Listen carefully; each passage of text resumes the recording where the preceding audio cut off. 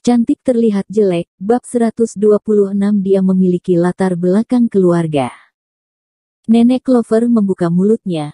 Saat dia baru mau berbicara, dia mendengar kakek Clover yang dari tadi berdiri membelakangi mereka batuk dengan pelan. Mulut yang terbuka itu dalam seketika tertutup kembali. Di saat yang bersamaan, rumah keluarga Amy. "Pak, siapa sebenarnya orang itu?" Kak Clover pergi ke sana dengan mereka, bahaya atau tidak? Amy menarik lengan papanya dengan cemas dan bertanya kepadanya. Ayah Amy menepuk tangan putrinya dan mendongak, tatapan matanya tanpa disengaja bertabrakan dengan Yuta. Temanmu itu tidak diduga, asal-usulnya ternyata sangat menakjubkan. Sambil berbicara, dia tiba-tiba tersenyum, sepertinya sedang memikirkan sesuatu. Kamu tenang saja. Itu adalah kakek kandungnya sendiri, dia tidak akan menyakitinya. Paman, apakah yang datang tadi adalah pemilik Pulau Kabut? Suara yang rendah dan serak terdengar dari depan pintu, mereka semua berbalik dan melihat Devan masuk ke dalam. Devan, kamu juga mengenalnya.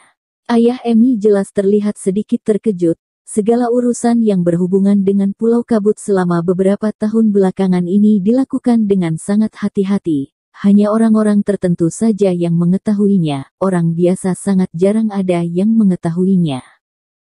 Devan menganggukkan kepalanya, setelah itu dia mengerutkan alisnya, seperti sedang memikirkan sesuatu. Mama, apakah aku sekarang bisa dibilang bersaudara dengan raja?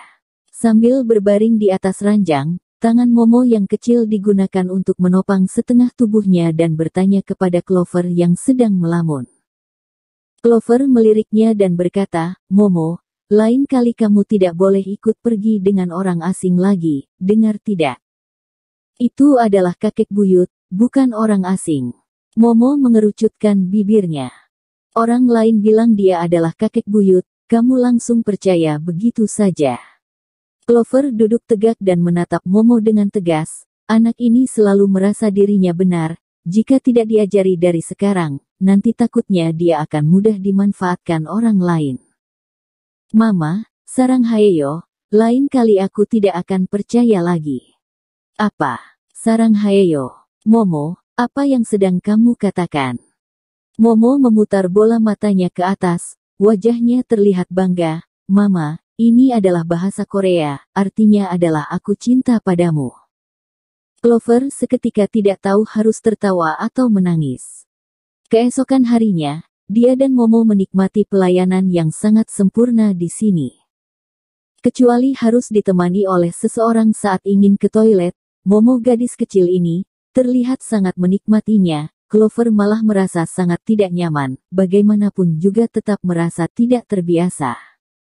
Dia juga baru tahu kalau ternyata kakek dan nenek memiliki 9 orang anak, 4 orang putri dan 5 orang putra. Mamanya adalah anak yang keempat, yang sekarang menjabat menjadi pemilik pulau yang baru adalah pamannya yang paling kecil, hanya lebih tua darinya beberapa tahun saja.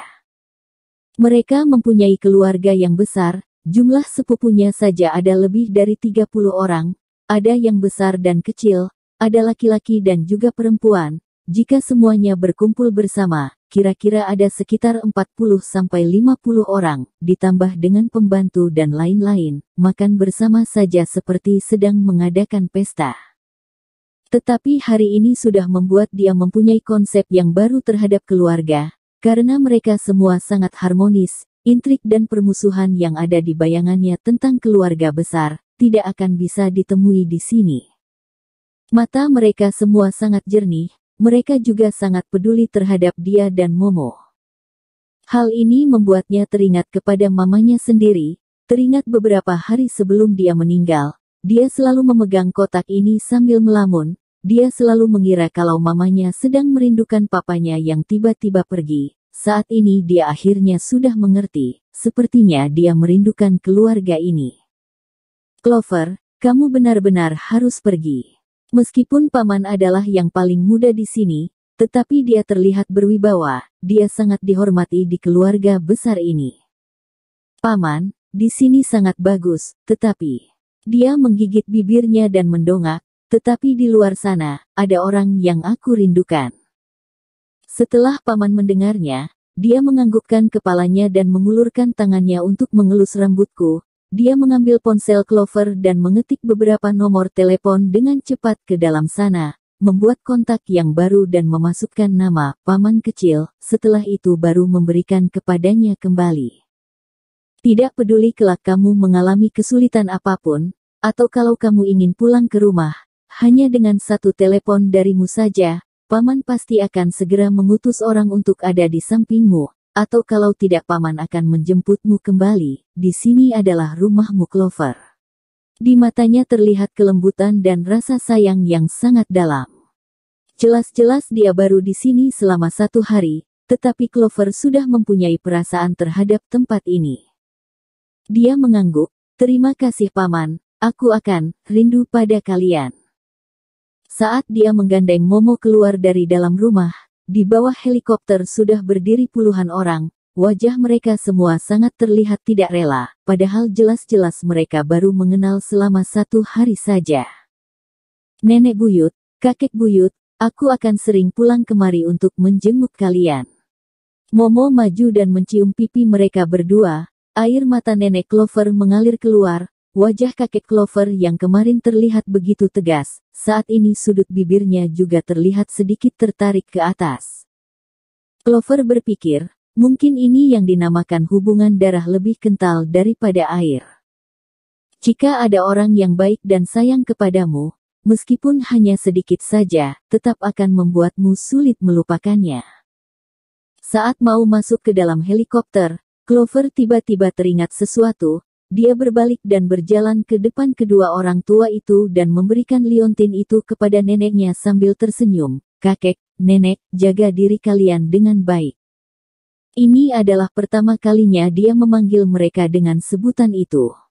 Dia berbalik dan air matanya langsung mengalir keluar, hatinya terasa sedikit sakit, tetapi lebih banyak diisi penuh dengan rasa hangat. Dia, Clover, mulai saat ini juga sudah memiliki keluarga, dia juga punya rumah, serta mempunyai seseorang yang bisa diandalkan.